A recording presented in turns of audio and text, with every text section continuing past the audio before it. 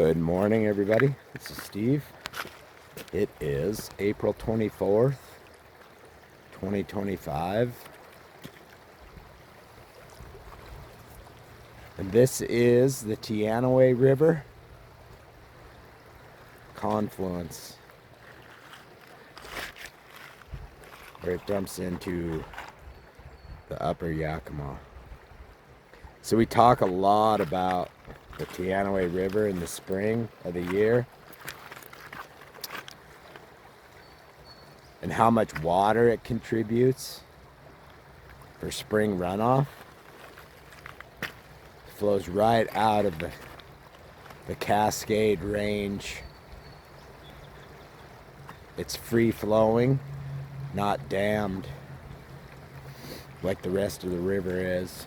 So it's really, besides the Clay Ellum River, the lower Clay Ellum River, which is all controlled flow, this is the next biggest tributary to the river. Although the lower Clay Ellum below the reservoir is all controlled flow by the dam. So this is uncontrolled flow.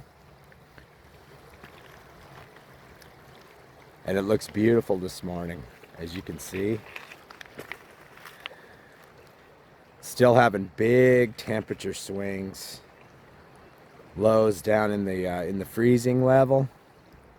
So making it hard for us here to plant our gardens. Watch the frost. And then daytime highs, up in the upper 50s, 60s, even the next couple of days, 70 degrees. So not uncommon around Easter to have 80-degree temperatures here in the Kittitas Valley. So it looks like, according to the graphs, that we're going to see a little bit of snow melt over the next few days. The Teanaway River is going to bump up, and it's going to add about 400 or 500 cubic feet of water to the river. That's a substantial amount, 500 cubic feet. Though, is it enough to muddy up the river? We'll just kind of have to wait and see what happens. Again, the Yakima, not a great fishery when it's on the rise. Fish is very good on the drop. Is that enough water to throw the fishing off? Again, we'll just have to see. The weather's been kind of erratic, bouncing all over the place. So if it stays true and it gets in the 70-degree range, we'll see the river spike. Those river graphs are all just projections built around the weather temperatures, so, and what they think's going to happen. So if it gets warm like that, you can expect the river's going to rise. If for some reason the weather pattern changes and we don't get that much water in the river, that's why we always tell you it's so important to watch the stream flows.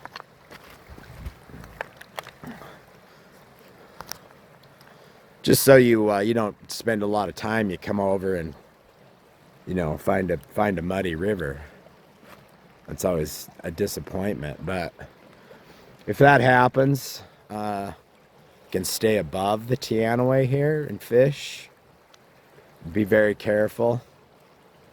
The Yakima, I get a lot of questions about rowing the Yakima on Class 3 rapids.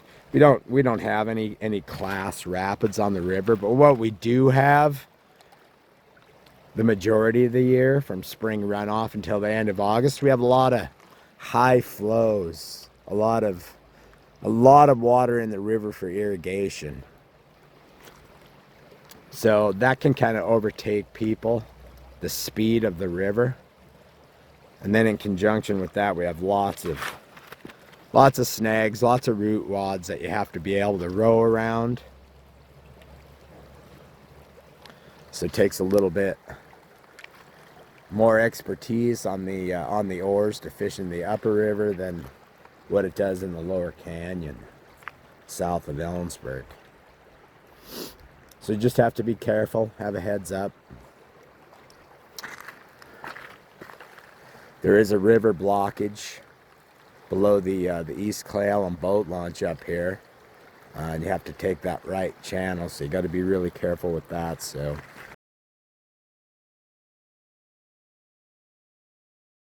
if you decide to do that. But beautiful water right now. Big March brown hatches happening in the afternoon. It's really probably our biggest mayfly hatch on the river. That's consistent from day to day. Size 12 and 14. So really one that you can target, you know, where fish are actually going to be eating mayflies and emergers off the surface. So lots of fun. We don't have a whole lot of that on the Yakima. A lot of times it's really kind of search and go with your flies or with your nymphs. But when the mayflies start hatching like that, you can really see a lot of surface feeders that get up and eat mayflies off the surface. So lots of fun casting to rising fish and catching them. And we're entering the tail end of April here, so we're going to start seeing big salmon fly nymphs moving. Like we mentioned last week, we'll have a salmon fly hatch towards the end of the month, first part of May, and then big caddis, Mother's Day caddis will happen all throughout the entire river.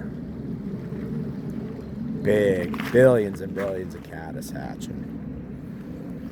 So those are kind of the next two insects on the horizon to let you know where all the fly tires. Still a fair amount of squallows or nymphs around.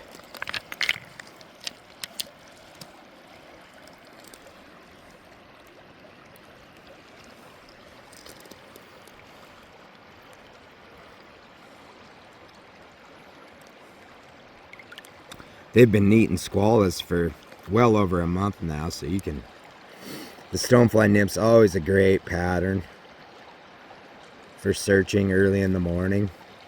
As you can see, I'm kicking these rocks over along the edge, so fish will eat them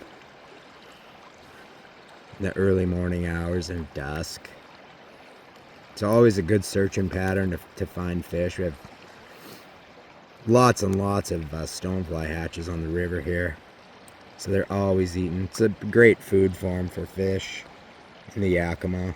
And if you're interested, you can check out the fly tying video page on our website. Almost 100 fly patterns there, and the majority of them are all designed around the Yakima River and flies that we use on a daily basis. So if you're a fly tyer, you can check that out. There's a lot of great patterns and more being added all the time. Not a lot more to report. We are in a drought year, so we don't expect a whole lot of blowouts left in the river unless we see some really extreme temperatures in May. But most of that snow that's still in the Cascades is high up, and hopefully will be captured by most of it be captured by the reservoirs. But probably by August, expect we'll kind of probably be in that same scenario we were last year, with the river running around 3,000, 3,500, and probably be in the upper 60s. So be fishing early mornings again and getting off before the heat of the day. So if you have any questions, as always, you can contact the fly shop. Happy to help. anything that you need. Until then, let's hear from Aron Larsen and what he has to say about the river up in Clay Ellen. Good afternoon, everyone. Aron here from the Worley Bugger Fly Company, bringing you your weekly Yakima River fly fishing report. Riverside from the Uppper Yakima River. Water conditions low and clear. Fantastic though. These bright days can be a little trickier. Gotta fish smart. Bugs. Squalla kind of taking a back seat to the March brown currently. Blue wings, a few caddis out and about, and then after that we're going to start seeing the salmon flies.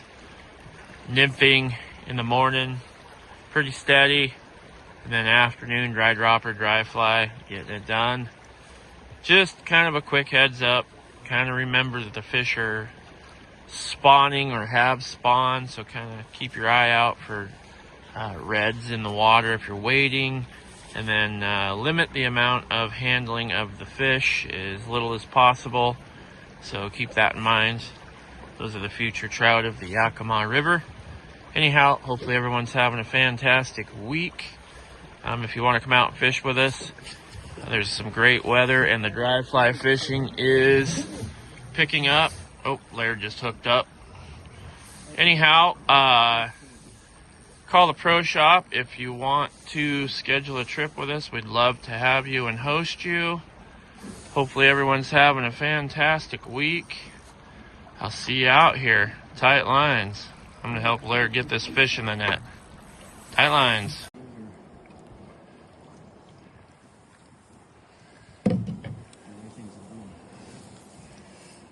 22 inches.